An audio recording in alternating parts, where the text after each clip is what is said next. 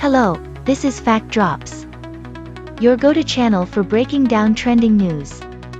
Today's trending news is about the latest developments regarding federal employees.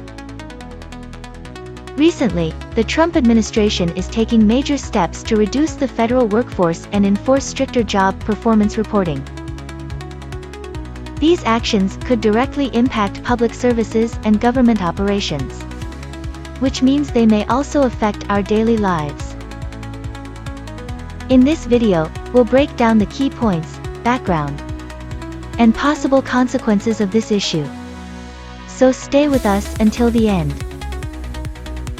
Stay ahead of the latest trends and breaking news with Fact Drops. We bring you in-depth analysis of the most important stories shaping the world today.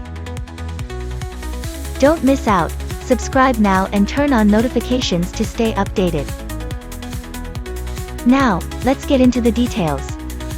Some reports suggest that federal workers are being required to provide detailed job performance reports, with warnings that failure to comply could be interpreted as voluntary resignation. Additionally, the Department of Defense is considering laying off up to 76,000 civilian employees. And there are discussions about early retirement programs within federal agencies. These actions suggest an effort to significantly downsize government agencies. So, what's behind all this? The Trump administration has been pushing for a more streamlined government with a reduced workforce. Efforts to cut thousands of federal jobs are already affecting access to crucial data and disrupting agency operations. However, these drastic measures have sparked backlash from within the government and beyond. Labor unions and some high-ranking officials have voiced their opposition, and legal challenges against these policies are likely to be raised. But this isn't just about federal employees. It could have a significant impact on the general public and businesses as well. In the short term, we may see disruptions in public services and bureaucratic inefficiencies. In the long run, government policies and budget allocations could shift, potentially changing the economic and social landscape. Staying informed and considering possible responses to these developments is essential. Next, let's take a look at what people are saying online. In what other organization would they need to try to trick you with a fake deferred resignation program to get rid of you? In the private sector, the new regime would just walk everyone out on day one. It may not feel like it right now, but your job protections are stronger than most and they resent it. I have long thought there are basically two types of people. People who have it bad, and think, I want to make this better, so other people don't have to experience this. And people who have it bad, and think, if it's bad for me it should be bad/worse for everyone else. This is unfair. It has all the trappings of a scam. High-pressure sales tactics with very little details, and what little details they came with later aren't very reassuring.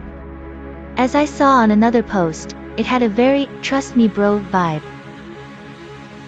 Then giving a short deadline for people to make huge life decisions under those conditions seems like they're trying to get away with something. As federal employees, we serve the American people with pride and dedication. We show up every day, no matter the challenges, because the work we do matters. They are coming for our federal benefits. The House Budget Committee has approved a budget outline that would require substantial cuts to numerous government programs, including most likely federal employee retirement and health insurance benefits. Are we still protected by union agreement if we are bargaining unit employees but haven't paid to be part of the union? Yes, but you should pay if you possibly can. You are protected, but when it comes to arbitration, you may not be. It's better to pay dues. They need it now more than ever. I recommend joining. While you enjoy certain protections of your CBA, only the union can choose arbitration. Why would the local spend others' dues on you? Join the union. You will never know when you will need their help. I'm looking for the total amount of federal employees that have been fired. Has anyone been keeping track? I'm feeling a little whelmed looking at all the different numbers across multiple websites. It's not over until COB Tuesday, since that's when the White House is going to report their numbers. I'm sure HR have to probably double check their list and make sure they got everyone. The media has done an awful job explaining the situation thus far. This admin has focused on saying they're firing probationary employees and even using terms like poor performance for a reason. Probationary employees in the federal government has nothing to do with anything remotely negative. It simply means they're new. These firings have absolutely nothing to do with making the government more efficient, it's quite the opposite.